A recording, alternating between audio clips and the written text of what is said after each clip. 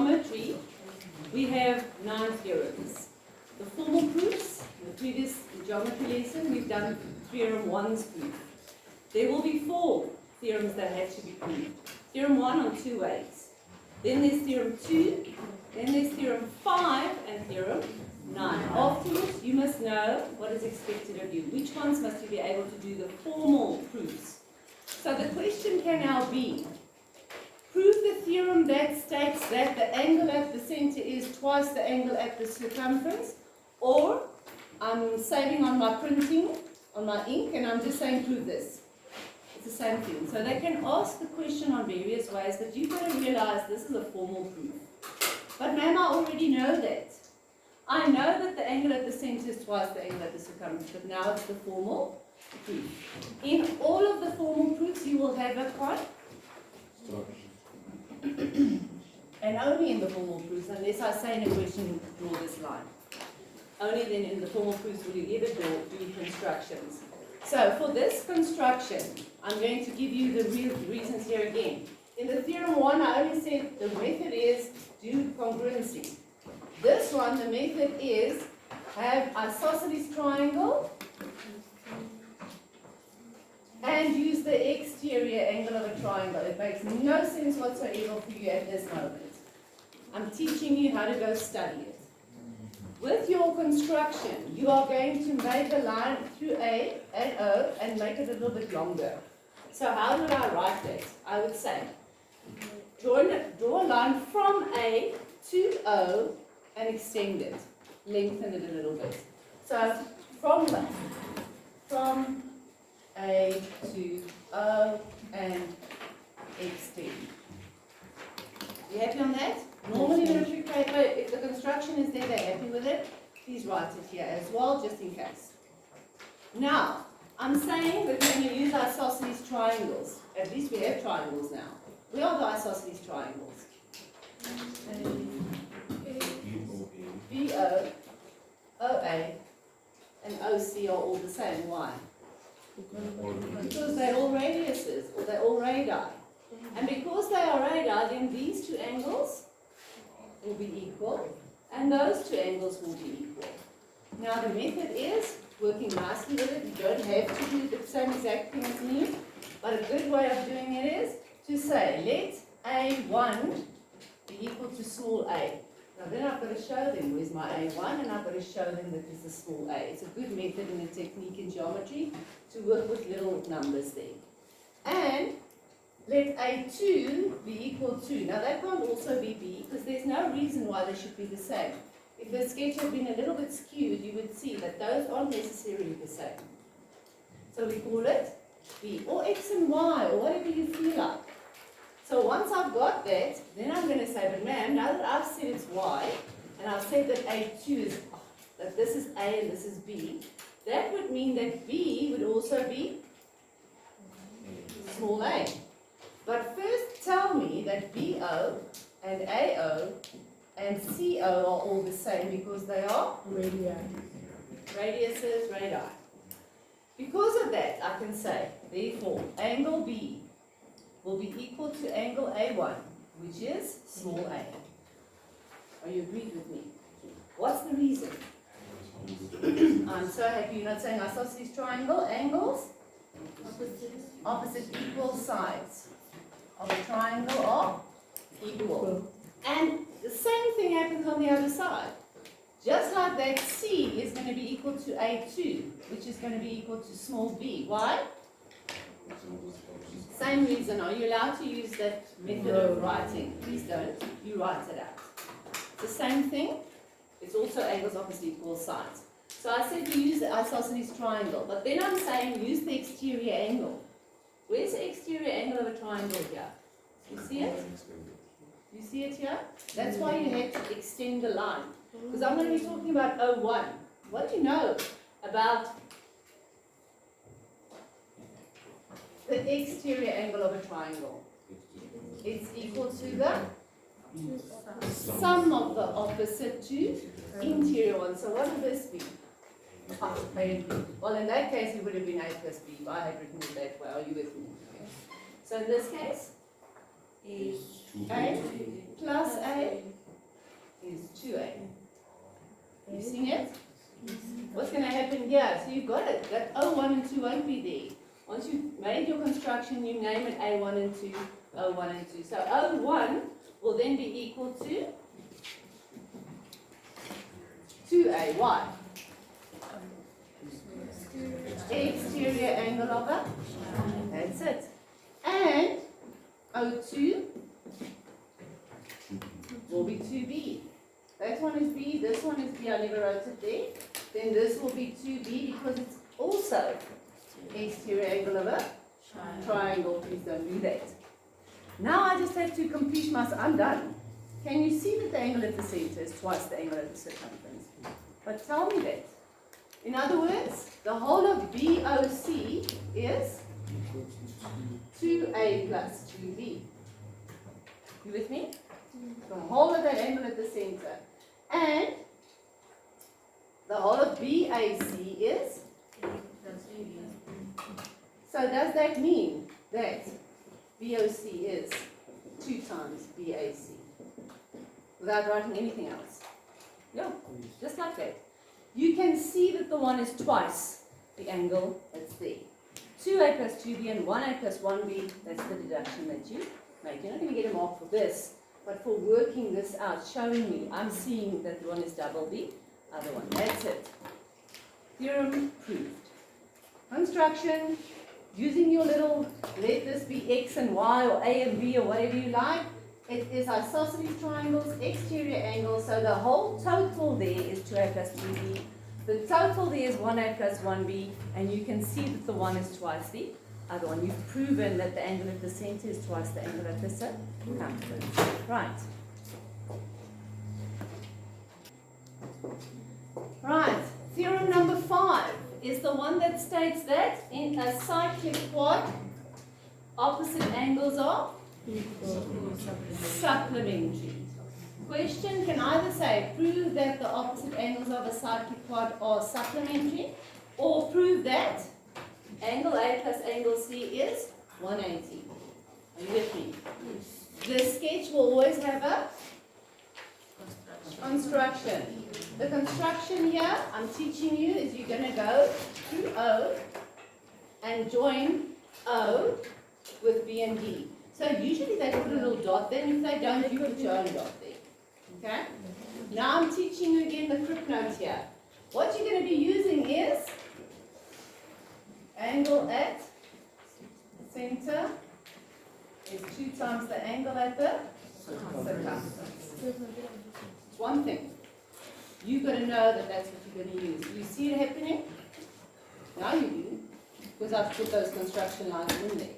So this angle will be twice that angle. Are you with me? That's the previous theorem that you've proved that you're going to use to prove the next one. That's what Euclidean geometry does. Use the previous information to prove the following. So I'm going to say, okay, well, let's call it something. Let's make this A, then this will be 2A, all right? But I've got to tell them that. First of all, I'm going to tell them, listen, my construction was BO and OD, the radii, if you want to say radii, BO and OD. Then your proof is going to be let angle A be small a, or x if you like. Then what's going to happen? And then you need to show me that this is O1. Then O1 will be 2A, because angle at the center is twice the angle at the circumference. Right? And if this is 2A, now how am I going to get here? You're going to use this twice. There's one time angle at the center is twice the angle at the circumference. But this is that other squished in, popped out method. You see it? Remember that angle at the center can be nice and symmetrical, or it can be squished, or it can be this popped out one. Do you see this popped out one? Remember? Angle at the center is twice the angle at the circumference. But then do you call this B and 2B? No. Here's the whole connection. What is that angle there if this is 2A? Together they make up 360. That's your connection.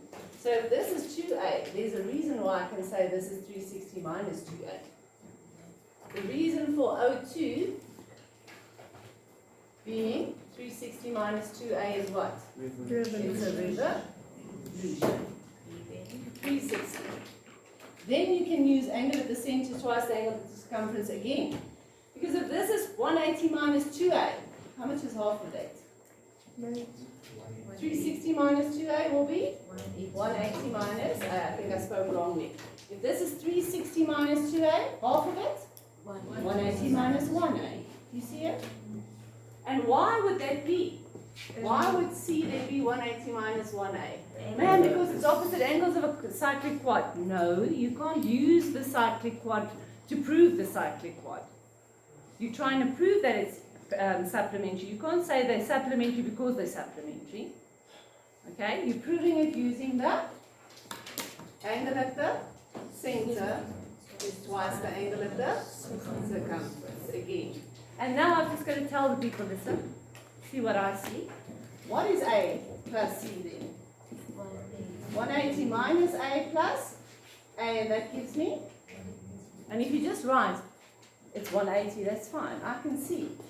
You're adding A and 180 minus A, and you're getting to 180. But if you want to show them that, it's fine. Done. Is this an easy one? But it doesn't jump into your head. You've got to go practice it. Practice doing the construction. Where do I start? What do I put equal to A? What is the steps that I follow? Okay, it is actually parrot work, but if you understand it, it makes it so much easier. Okay. Your fourth and final theorem proof that you've got to know off by heart is the most difficult one. It's got the most work. It's the one that they love to ask when they're in questions and there are tangents. Usually the tangent theorem is there. So my question again can be, prove that. They're not going to say prove the tangent theorem. They won't do that. They will say, prove that the angle between the tangent and the chord is equal to the angle in the opposite circle segment. That's a mouthful. But you've got to know those words. You've got to know what it means. What is the tangent theorem? Angle between the tangent and the chord. Take the chord, take your fingers, other circle segment. Or they can just say, prove the theorem that states that C1 is equal to A. That's the question. Tan chord, other side. But if you just as well have been this one, right? Equal to B. Still tan chord. Right. The way to prove it is a lot. Your crib notes or your study work is the first thing that you're going to be doing is you're going to be using the radius perpendicular to a tangent. That's theorem 7, right? Euclidean in geometry. What we've done, we use in the next one. So number 7 is used in number 9. Tan chord. Okay, but there is no radius. So what do you think the construction is going to be? There's the O. You're going to have to draw a diameter. Your construction will be to draw diameter. Okay, and what did I call it on your pages? I called it D, right? So I'm going to say diameter COD, going through O, the origin. Do you see what I'm explaining to them? COD or DOC, doesn't matter. I'm drawing diameter. So I'm going to use that. The second thing I'm going to use is I'm going to use a semicircle. Now that I have a diameter, I can have a semicircle, right? Focus on what are you aiming towards. I want to prove these two equal to each other. So I've got to go make a semicircle, and it'll be over there by B. What's going to happen there? It's going to be equal to 90 degrees. Do you agree? So this will be 90, and that will be 90. Because I'm making it happen. True? Okay? Semicircle. The third thing that you're going to be using is the sum of the angles of a triangle. Is on 180. And the last thing you're going to be using is, what's this? Bow tie. That's theorem 4. You see us using all the old stuff to get to number 9. So you're going to be using the, oh no, here, these are only my crib notes, so I can write bow tie there. This is what I need to know, step by step, so that I can do the proof. So first of all, I need the diameter, and I've got to join B and B. D and B, or DB, whatever you'd like to write there, as long as I can see it. So I'm starting where? If I want to prove these two equal to each other, what shall we start with? The C1, I'm going to say is equal to something.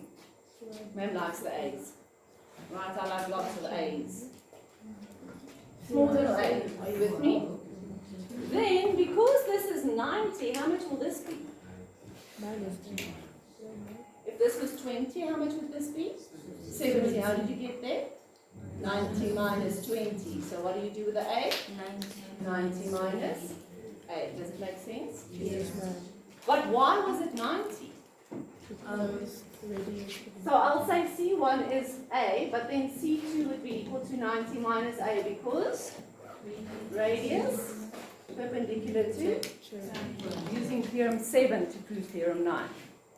Then, because I made it a semicircle, I'm going to say but angle DBC, the whole of that is equal to 90 because it's a angle in a semicircle.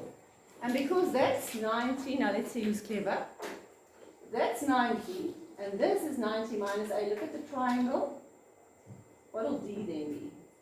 This is 90 minus A, and that is 90, then this would be? Remember from trig? If the one is A, the other one will be 90 minus A. And if the one is 90 minus A, the other one will be A.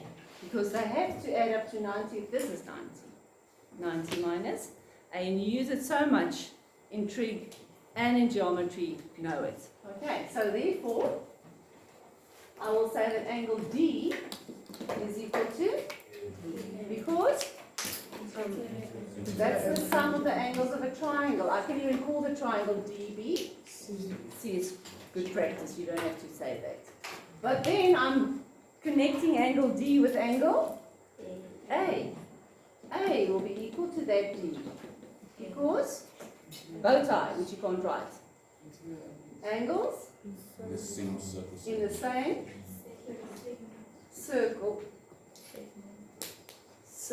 segment.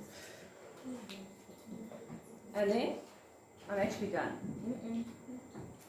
Because I've proven that D is A, and I've proven that C is A, but maybe I should just mention, okay, I see that C1 and D are both, then I'm done. Okay, so you can see why this one is the more technical one, because you've got to use a lot of stuff. But if you know your study work, so it's going to take more than just 2 times and 3 times of writing this down to actually know what you're doing. Everybody on this? Okay.